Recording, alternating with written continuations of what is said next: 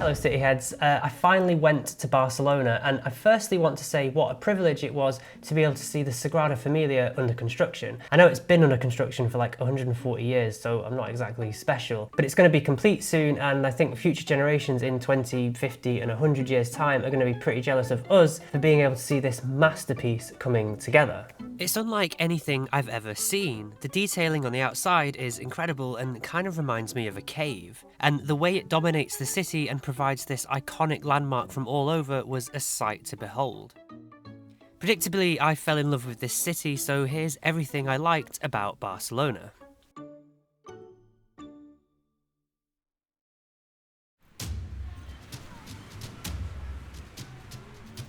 First of all, there's a beach. Yes, it's a man-made beach, and the waves looked rough as hell whenever we were there, but a beach is a beach. And look, I've never lived near a beach. I've always been an inland dweller, so whenever I see a beach, I turn into this like Labrador. I go galloping onto it with my tongue hanging out. So having a beach and a city combined into one has always felt pretty revolutionary to me. Now, before the 1992 Olympics, the coastline here was mostly post-industrial dockland. So ahead of the Olympics, they imported thousands of tons of sand to make the area more friendly for tourists. Sort of like the post-industrial regeneration of Canary Wharf, but with sand instead of stockbrokers. And of course, it got me thinking, is there anywhere we could do something like this in London? Obviously there's no coastline here, but we have a lot of lakes and old docks. Even if you might not want to go swimming in the water, there's something to be said for providing somewhere informal by the water to walk along or sit and enjoy. But from an urban layout perspective, Barcelona is essentially two different cities, and you notice this when looking at a map. This area is the Gothic quarter. It encompasses some of the oldest parts of Barcelona, and it's here that you'll find the city's incredible cathedral and some of its oldest buildings. The streets here are a narrow labyrinth with buildings densely packed together because, like many European cities, it develops organically and haphazardly, based on historic land ownerships rather than an overarching city plan. On some streets, the buildings are stacked so close together that you could probably reach out and touch your neighbours. It reminds me of a lot of Venice or other Italian cities like Florence. But these narrow alleyways often open onto small squares where you'll almost always find some sort of street life. Interestingly, despite the narrowness of the streets, motorised traffic is still allowed, mostly for deliveries. Some streets have these bollards along them which prevent cars from blocking the pavement. But because there's so little traffic, these still feel like pedestrian-dominated streets. They achieve this by making the pavement level with the roadway, so it all feels like one space that pedestrians can just easily take over when there are no cars passing. I've talked quite a lot about pedestrianising Soho on this channel, and I wonder if Barcelona's Gothic quarter might provide a decent blueprint for how to do it. The streets here are probably narrower on the whole than those in Soho, yet they seem to have found a compromise which still allows some traffic while creating an attractive area for pedestrians. If we can't fully pedestrianise Soho, I wonder if something like this could be a good compromise. Interestingly, while I was doing the research for this video, I learned that a lot of the key landmarks in the Gothic quarter don't actually date from the medieval era. A lot of it was rebuilt literally to act as a tourist attraction for the 1929 International Exhibition, and that includes the cathedral that I mentioned earlier. This is what that cathedral looked like in 1880 before it was totally transformed. And here it is now. But I think most of the Gothic quarter is still pretty old, particularly the street layout itself. And apparently a lot of this neo-Gothic restoration took place up until the 1960s. So maybe instead it should be called the Neo-Gothic quarter. Going back to this map, we can clearly see where the two Barcelonas crash into one another, where the haphazard labyrinth of streets in the old city give way to a more orderly grid which was laid out from the 1850s onwards. See, during this era, Barcelona was growing rapidly. Its population density was twice that of Paris, and devastating outbreaks of disease were becoming a massive problem for the city. In response, an urban expansion was badly needed, and they appointed this guy, Ildefons Cerda, who adopted a more scientific approach to urbanism which promoted wide open streets, clean air, and access to sunlight and green open space as key principles. If you want to find out more about Cerda's plan, I can't recommend enough this video by Daniel Steiner, who as always has a really good video on Barcelona. Born out of Cerda's plan are Barcelona's iconic octagonal superblocks which still define the city to this day. Cerda's plan called for wide open streets and avenues cutting through the urban mass to enable quick access for people and goods to travel through the city without getting caught up in congestion. While many cities around the world have adopted an iron grid street layout, Barcelona's are different. Each corner has these chamfered cut-offs which allow more sunlight to reach street level, while effectively creating an open space at every single junction throughout the city. His intention was for these to act as meeting places for the local community to come together. The shape of the superblocks has been rigidly enforced as the city has developed over the last 150 years. And as different architectural styles have come and gone throughout the ages, I found it interesting to see how buildings of different styles have been applied and adapted to fit the grid. So here's some late 1800s buildings with their cut-off corners. Here's two buildings from the post-war era. A light industrial warehouse, these two which look like they were built in the 1990s or 2000s. This more modern building presents an all-glass frontage to the corner, and this gorgeous building addresses and amplifies the corner with these two castle-like turrets. Gaudi's buildings also had to adhere to this strict urban design, and here's how one of his buildings addresses the chamfered corner. Even when the buildings themselves are smaller and more granular, they still have to keep to the shape of the street. And we even managed to find a corner plot waiting to be developed, but you can already see what shape the future building will take. The public spaces created where each superblock meets are rich and varied too. Some have busy roads running through the middle of them, some are used for car parking, while others have been upgraded to give more space for trees and greenery and to give somewhere for restaurants to spill out into the street. In some cases there's a bit of both, where part of the square has been kept open to traffic, but the majority of it has been upgraded. The clever shape of the superblocks mean that sunlight can penetrate the ground at regular intervals, which was one of Cerda's key aims when he designed this plan for the city. And I felt that this was a noticeable contrast between this area and the Gothic quarter, where sunlight rarely hits the street. Barcelona is also in the process of upgrading many of its streets to include more trees, greenery and wider pavements. And these parts of the city were some of the best to walk around.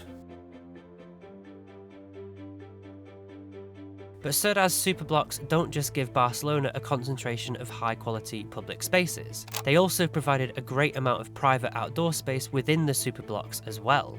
Cerda initially envisaged these internal areas to provide private recreational space and fresh air, giving residents a hidden paradise removed from the busy city surrounding. I sadly didn't get to see any of these, but here are some pictures I found online which show how these spaces are used as effectively back gardens for people living in the surrounding apartments. As time has gone on, a lot of these internal courtyards have been filled in with further development like extended retail units, more homes or private gardens. And in this superblock, a narrow passage cuts through the middle and is flanked by small buildings and townhouses on either side.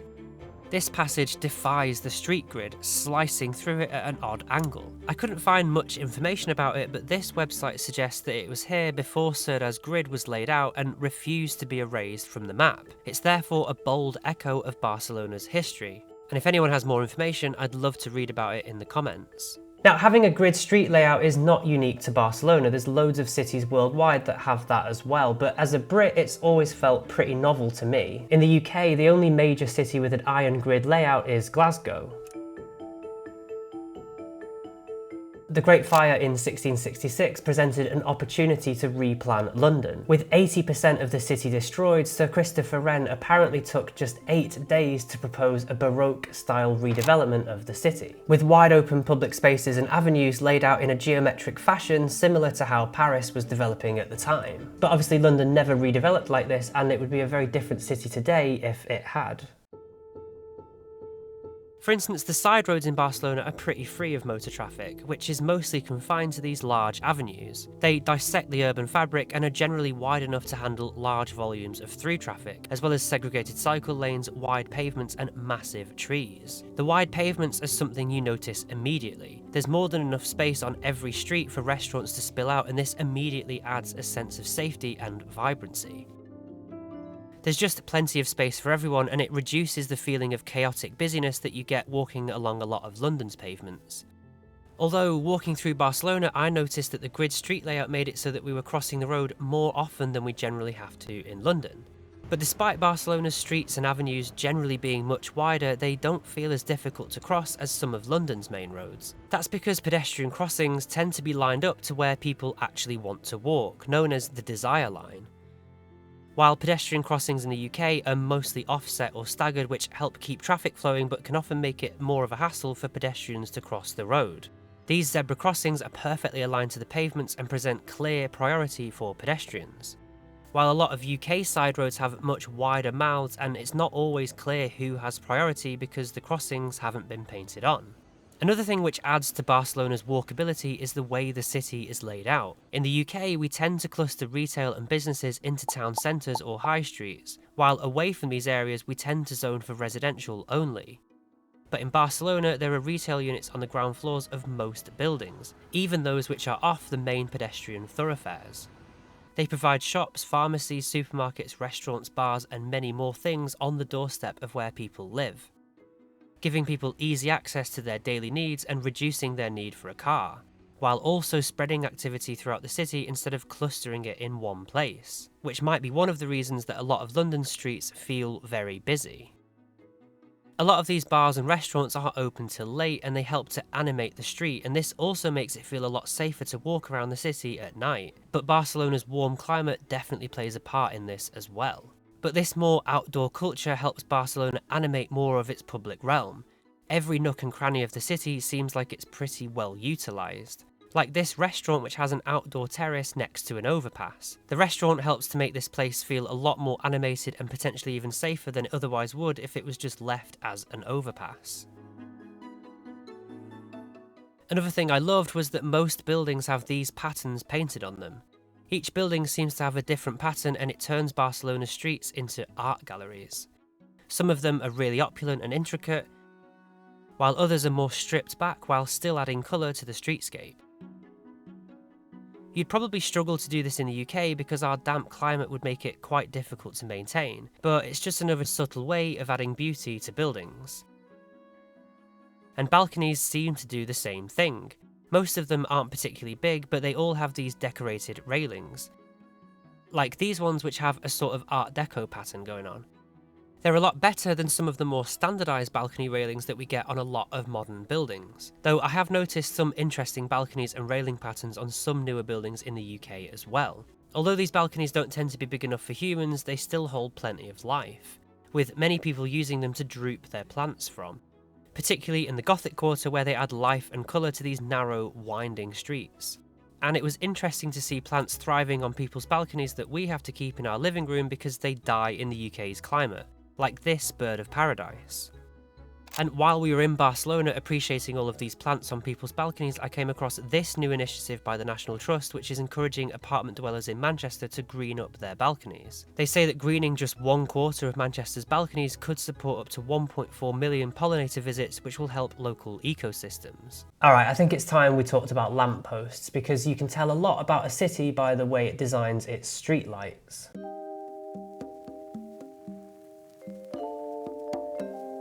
These ones in Plaça Real were designed by Gaudi in his characteristic style. And I loved this set of lamps, which provided a focal point for one of the smaller squares in the Gothic quarter. Speaking of the Gothic quarter, much of the lighting here is provided with these wall-hanging lamps, probably because the streets are too narrow for standalone poles, and they add an extra layer of art and beauty to every side alley, especially these ones which are brilliantly over the top. I think that traffic light might be broken. Lamps like these ones help to harmonise the street and make it all seem a bit more uniform and coordinated. And these ones along the beach promenade do the same thing, presenting a kind of visual order which is pretty satisfying to look at. I mentioned in my Dutch video that I might want to do a whole video in the future about streetlights, and a few of you seemed interested, so I probably will do that at some point.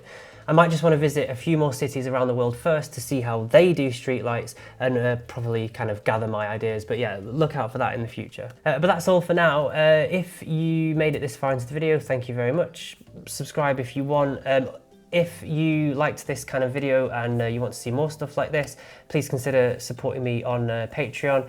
I've put a link in the description, or if I figure out how to get a QR code to work, I'll put one here as well. But yeah, thanks for watching and see you in the next video.